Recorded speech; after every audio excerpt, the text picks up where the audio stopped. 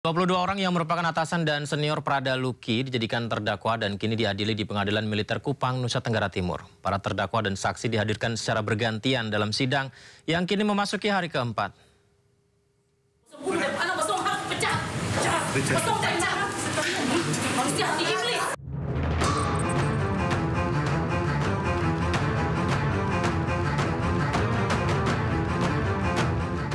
Sidang kasus penganiayaan yang mengakibatkan kematian Prada Luki Namo bergulir di Pengadilan Militer 315 Kupang dan hingga kini masih berjalan. Sidang yang dimulai pada 27 Oktober lalu kini sudah digelar keempat kalinya. Dalam kasus ini, 22 orang yang merupakan atasan dan senior Prada Luki dijadikan terdakwa. Secara bergantian para terdakwa dihadirkan dalam persidangan. Sidang juga menghadirkan sejumlah saksi. Ibu Prada Luki, Sepriana Paulina Mipre, yang menghadiri sidang kerap histeris karena tidak kuasa menahan amarah. Ibu korban meminta agar seluruh pelaku dipecat dari TNI dan dihukum seberat-beratnya. Para tersangka ini yang paling keji, Mama lihat itu si Made Juni itu dan si Ngajuru. Dan juga ini dan si intelnya ini si Thomas Awi itu dan satu lagi bamaknya Andri Maklori. Mereka itu manusia-manusia yang sangat keji, yang istilahnya tidak punya hati kasih. Kalau soal Made Juni sendiri? Kalau soal Made Juni, tanggapan Mama, dia sungguh keterlaluan. Perbuatan dia tidak manusiawi, dan kalau kita sebagai manusia memiliki akal sehat, wajar tidak dia menyuruh seperti itu dilihat semua orang. Berarti kalau kita harus tes dia dulu kejiwaan dia sepertinya terganggu. Kalau mau dilihat dia yang kejiwaannya sangat terganggu. Mungkin hukuman yang pantas untuk Made Juni. Mama, ibu kandung dari Luki, Mama berharap semuanya dipecat. Prada Luki Namo merupakan prajurit dari Yonif TP834 Waka Ngamere yang meninggal dunia pada 6 Agustus lalu, diduga akibat mengalami penganiayaan di dalam barak oleh para seniornya. Prada Luki sempat dirawat secara intensif di ICU RSUD Air Ramo, Kabupaten Agekeo, sebelum akhirnya meninggal dunia. Dari Kupang, Nusa Tenggara Timur, Eman Suni, iNews melaporkan. Ternyata praktisi hukum politik dan keamanan Nikolai Aprilindo menilai dakwaan Auditor Militer Kupang, Nusa Tenggara Timur terhadap ancaman 9 tahun terhadap para terdakwa pembunuh Prada Luki Namo terlalu ringan. Karena dari fakta yang ada, penganiayaan yang mengakibatkan tewasnya Prada Luki diduga sudah direncanakan. Kita melihat dari kejadian yang terjadi pada Prada Luki, kalau menurut kacamata hukum kami, ini sudah dilakukan melalui suatu perencanaan, bukan tiba-tiba, bukan tidak melupakan satu tindak pidana yang istilahnya by accident. Karena apa? Karena kalau kita lihat dari sebab akibat, di mana Prada Luki ini sudah menjadi incaran dari para pelaku, karena ada sesuatu hal yang terjadi di internal batalion tersebut yang diduga dilakukan oleh Prada Luki. Sehingga ada senior, para senior, maupun komandan kompi yang mengetahui itu. Bahkan komandan batalion pun seharusnya bertanggung jawab. Tidak hanya pada tataran komandan kompi. Karena apa yang terjadi di batalion infanteri khususnya, di dalam batalion, itu harus sepengetahuan dari komandan batalion. Sehingga pertanggungan jawaban pidana pun harus ada pada komandan batalion. Ya, pemirsa, hujan deras yang masih kerap terjadi melanda di beberapa titik juga terjadi di kawasan Jakarta. Untuk itulah Gubernur Jakarta Pramono Anung melakukan giat ataupun juga melakukan apel siaga untuk mengantisipasi adanya cuaca buruk atau hujan ekstrim.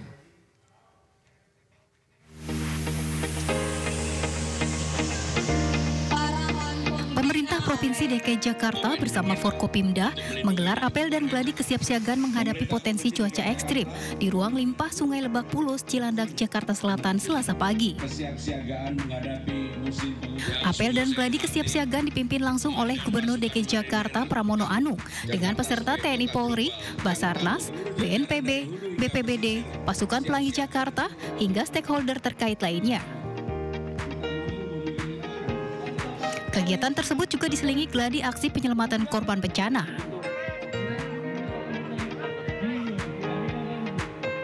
Dalam kesempatan itu, Pramono menegaskan, seluruh pompa mobil maupun stasioner serta peralatan pendukung lainnya, termasuk perahu karet, telah disiagakan menghadapi potensi bencana.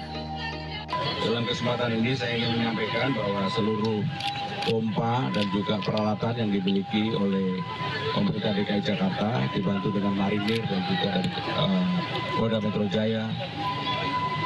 Kami sudah mempersiapkan diri untuk menghadapi itu dan mudah-mudahan semuanya bisa teratasi dengan baik.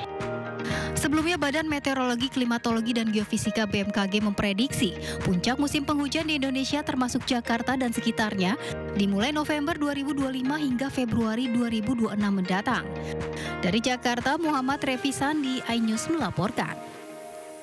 Kita ke informasi berikutnya. Komisi Pemberantasan Korupsi KPK kembali melakukan operasi tangkap tangan di Riau. Pagi tadi Gubernur Riau Abdul Wahid tiba di Gedung Merah Putih KPK. Inilah Gubernur Riau, pemirsa, Abdul Wahid yang datang. 1, 2, 3. PUPR Riau Arief Setiawan yang ikut terjaring OTT oleh KPK. Gubernur Riau kemudian langsung diperiksa intensif oleh KPK. Dalam kasus ini KPK juga menyita sejumlah uang, dan uang-uang yang didapatkan KPK ini akan dijadikan barang bukti, pemirsa.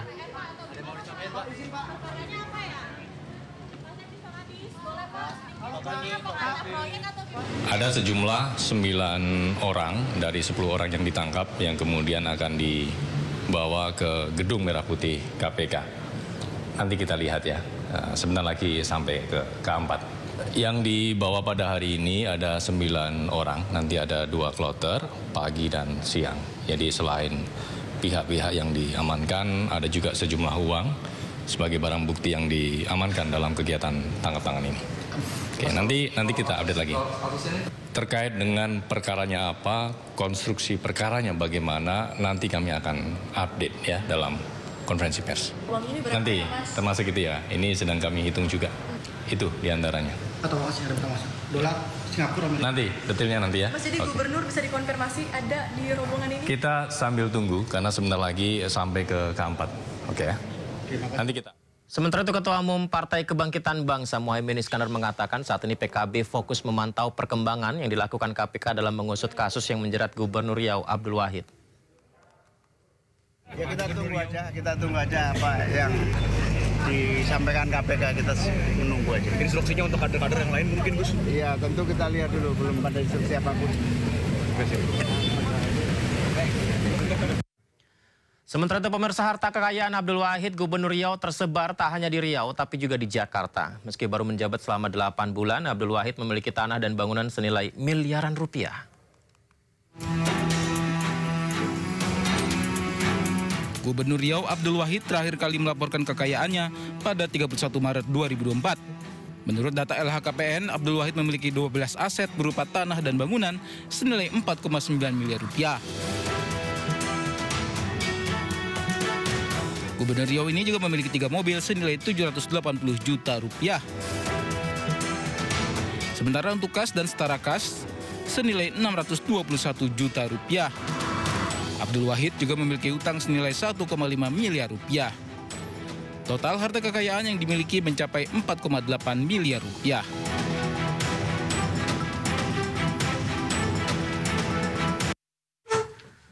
Abdul Wahid menjadi Gubernur Riau keempat yang ditangkap KPK secara berturut-turut. 3 pendahulunya juga terjerat beragam kasus korupsi, termasuk gratifikasi.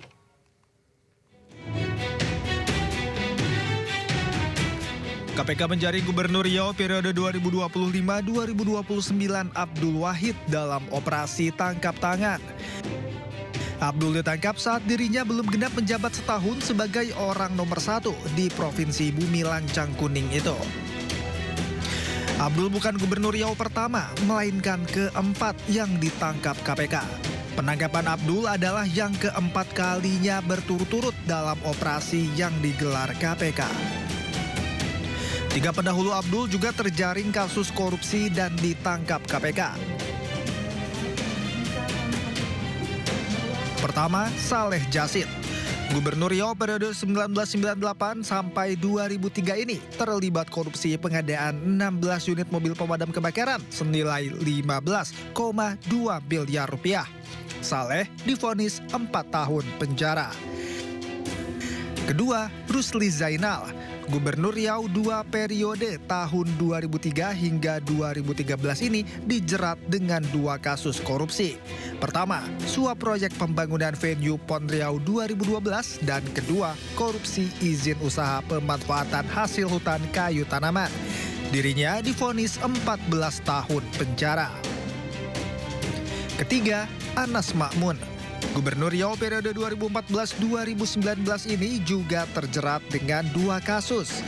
Pertama, kasus alih fungsi lahan dan gratifikasi pengesahan RAPBD.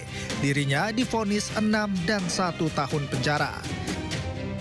Terakhir, Abdul Wahid. Abdul terjaring operasi tangkap tangan KPK 9 bulan usai dirinya dilantik. Kasus yang menjerat Abdul masih dalam penyidikan KPK. Penangkapan Abdul menambah panjang daftar kelam kepala daerah di Riau yang terjaring KPK.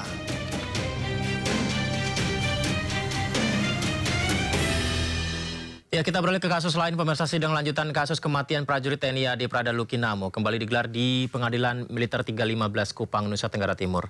Dalam persidangan hari ini, majelis hakim mendengarkan keterangan 7 saksi untuk berkas perkara dengan 17 terdakwa.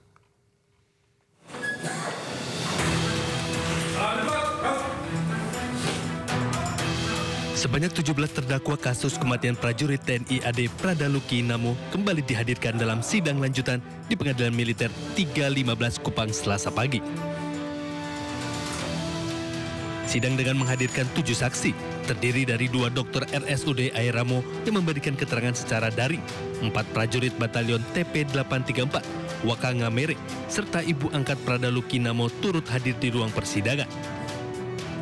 Dari keterangan dokter, terungkap adanya luka memar pada tubuh korban yang diduga hantaman benda tumpul, serta kondisi hemoglobin rendah.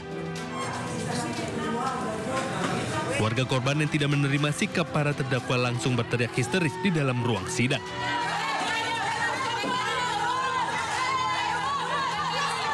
Dari 12 saksi yang ada di berkas, telah diperiksa sebanyak 11 saksi. Kurang 1 saksi lagi, yaitu atas nama Letda Infanteri Lukman Hakim Oktavianto. Saat ini yang bersangkutan sedang melaksanakan tugas di satuan dan akan dipanggil kembali pada sidang. Sementara sidang dijadwalkan kembali pekan depan untuk mendengarkan keterangan saksi selanjutnya. Dari Kupang, Nusa Tenggara Timur, Eman Suni, iNews melaporkan.